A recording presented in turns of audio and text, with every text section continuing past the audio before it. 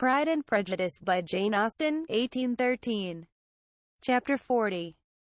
Elizabeth's impatience to acquaint Jane with what had happened could no longer be overcome, and at length, resolving to suppress every particular in which her sister was concerned, and preparing her to be surprised, she related to her the next morning the chief of the scene between Mr. Darcy and herself.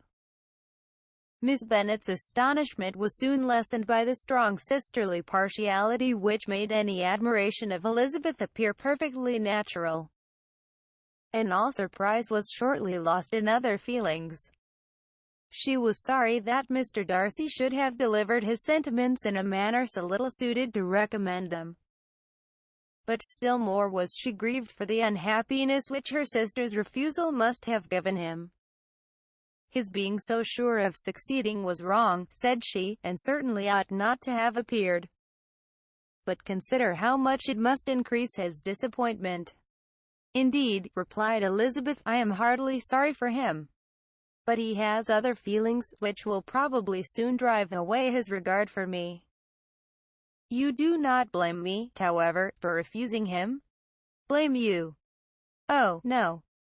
But you blame me for having spoken so warmly of Wickham? No. I do not know that you were wrong in saying what you did, but you will know it when I tell you what happened the very next day. She then spoke of the letter, repeating the whole of its contents as far as they concerned George Wickham. What a stroke was this for poor Jane! Who would willingly have gone through the world without believing that so much wickedness existed in the whole race of mankind, as was here collected in one individual? Nor was Darcy's vindication, though grateful to her feelings, capable of consoling her for such discovery. Most earnestly did she labor to prove the probability of error, and seek to clear the one without involving the other. This will not do, said Elizabeth. You never will be able to make both of them good for anything. Take your choice, but you must be satisfied with only one. There is but such a quantity of merit between them, just enough to make one good sort of man, and of late it has been shifting about pretty much. For my part, I am inclined to believe it all Darcy's, but you shall do as you choose. It was some time, however, before a smile could be extorted from Jane. I do not know when I have been more shocked, said she. Wickham so very bad. It is almost past belief. And poor Mr. Darcy. Dear Lizzie, only consider what he must have suffered. Such a disappointment. And with the knowledge of your ill opinion, too. And having to relate such a thing of his sister. It is really too distressing. I am sure you must feel it so. Oh, no, my regret and compassion are all done away by seeing you so full of both. I know you will do him such ample justice, that I am growing every moment more unconcerned and indifferent. Your profusion makes me saving, and if you lament over him much longer, my heart will be as light as a feather. Poor Wickham! There is such an expression of goodness in his countenance, such an openness and gentleness in his manner. There certainly was some great mismanagement in the education of those two young men. One has got all the goodness, and the other all the appearance of it. I never thought Mr. Darcy so deficient in the appearance of it as you used to do. And yet I meant to be uncommonly clever in taking so decided a dislike to him, without any reason. It is such a spur to one's genius, such an opening for wit, to have a dislike of that kind.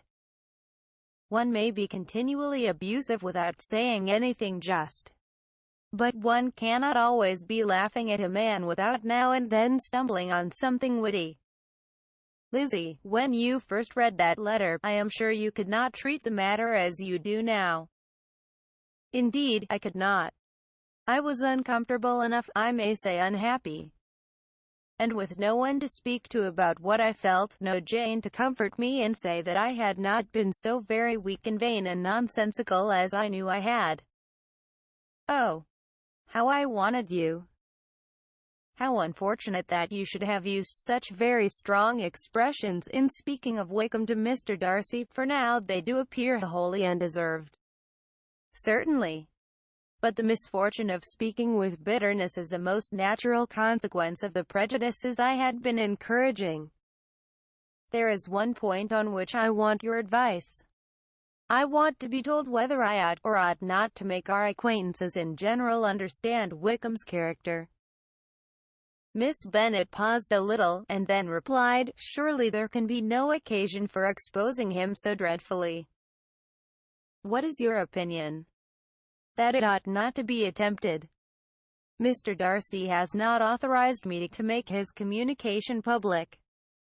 On the contrary, every particular relative to his sister was meant to be kept as much as possible to myself.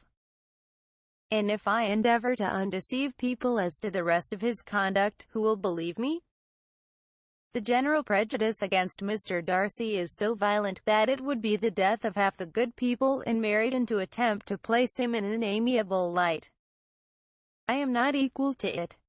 Wickham will soon be gone, and therefore it will not signify to anyone here what he really is. Some time hence it will be all found out, and then we may laugh at their stupidity in not knowing it before. At present I will say nothing about it. You are quite right. To have his errors made public might ruin him forever. He is now, perhaps, sorry for what he has done, and anxious to re-establish a character. We must not make him desperate." The tumult of Elizabeth's mind was allayed by this conversation. She had got rid of two of the secrets which had weighed on her for a fortnight, and was certain of a willing listener in Jane, whenever she might wish to talk again of either. But there was still something lurking behind, of which prudence forbade the disclosure. She dared not relate the other half of Mr. Darcy's letter, nor explain to her sister how sincerely she had been valued by her friend.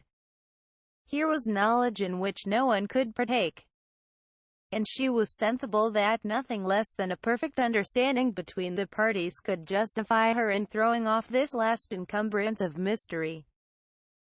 "And then," said she, "if that very improbable event should ever take place, I shall merely be able to tell what Bingley may tell in a much more agreeable manner himself.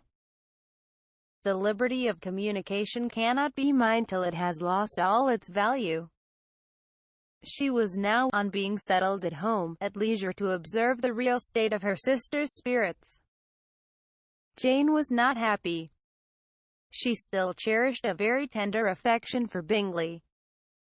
Having never even fancied herself in love before, her regard had all the warmth of first attachment, and, from her age and disposition, greater steadiness than most first attachments often boast. And so fervently did she value his remembrance, and prefer him to every other man, that all her good sense, and all her attention to the feelings of her friends, were requisite to check the indulgence of those regrets which must have been injurious to her own health and their tranquillity. "Well, Lizzie," said Mrs. Bennet one day, "what is your opinion now of this sad business of Jane's?" "For my part, I am determined never to speak of it again to anybody. I told my sister Philip so the other day. But I cannot find out that Jane saw anything of him in London. Well, he is a very undeserving young man, and I do not suppose there's the least chance in the world of her ever getting him now. There is no talk of his coming to Netherfield again in the summer. And I have inquired of everybody, too, who is likely to know. I do not believe he will ever live at Netherfield any more. Oh well, it is just as he chooses. Nobody wants him to come. Though I shall always say he used my daughter extremely ill, and if I was her, I would not have put up with it. Well, my comfort is, I am sure Jane will die of a broken heart, and then he will be sorry for what he has done." But as Elizabeth could not receive comfort from any such expectation, she made no answer. "Well, Lizzie," continued her mother, soon afterwards, "and so the Collinses live very comfortable, do they?" Well, I only hope it will last. And what sort of table do they keep? Charlotte is an excellent manager, I dare say. If she is half as sharp as her mother, she is saving enough. There is nothing extravagant in their housekeeping, I dare say. No, nothing at all. A great deal of good management, depend upon it. Yes, yes. They will take care not to outrun their income. They will never be distressed for money. Well, much good may it do them. And so, I suppose, they often talk of having Longbourn when your father is dead. They look upon it as quite their own, I dare say, whenever that happens.